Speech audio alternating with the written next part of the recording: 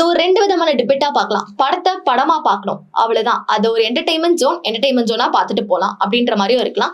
அப்படி இல்ல அப்படின்னு சொல்லிட்டு பார்த்தீங்கன்னா, அதுல என்ன ஒரு முக்கியமான விஷயங்கள்லாம் இருக்கு. அதுலருந்து என்ன இம்பாக்ட் வந்து நான் எடுத்துக்கிட்டேன் அப்படின்ற மாரியும் இருக்கலாம்.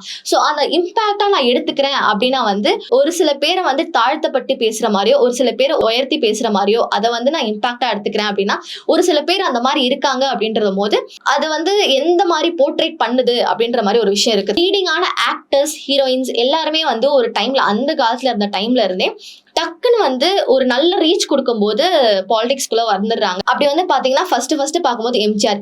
He is the first chief minister அப்படின்னு சொல்றாங்க. ஒரு தமிழ் இண்டஸ்ட்ரி, தமிழ் ஆக்டரா இருந்த ஒருத்தர். அவர் தான் வந்து ஃபர்ஸ்ட் சினிமாக்குள்ள வந்திருக்காரு அப்படின்னு சொல்லிட்டு சொல்றாங்க.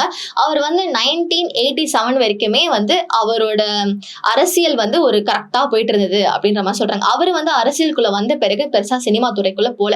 அவருக்கு அடுத்து ஜெயலலிதாமே வந்து அந்த டைம்ல வந்து ஒரு நல்ல லீடான ரோல் கொடுத்திருப்பாங்க. அந்த டைம்ல அவங்க 2 பேர் பேர்லாம் வந்து பக்காவா இருக்கும். சோ அந்த டைம்ல இருந்த ஒரு 2 முக்கிய புள்ளிகள் வந்து அப்படியே வந்து ஆட்சிக்கு வந்துட்டாங்கன்னு சொல்லலாம். அதுக்கப்புறம் வந்து ஜெயலலிதாவும் வந்து ஒரு சீஃப் மினிஸ்டரா இருந்தாங்க. இப்படி போய்கிட்டே இருக்கும்போது வேற யாரெல்லாம் சிவாஜி கணேசன் இவரெல்லாம் வந்து பாத்தீங்கன்னா, இவரும் வந்து அந்த டைம்ல ஒரு நல்ல இம்பாக்டான ரோல் கொடுத்திருந்தாரு. பட் அவரும் கட்சிக்கு வந்தாரு. பட் அந்த அளவுக்கு ரீச் ஆகல. அந்த அளவுக்கு ஒரு டெபாசிட் வரல அப்படின்ற போது அப்படியே போயிருச்சு. அதுக்கப்புறம் டி. ராஜேந்திரனா இருக்கட்டும், சீமானா இருக்கட்டும்,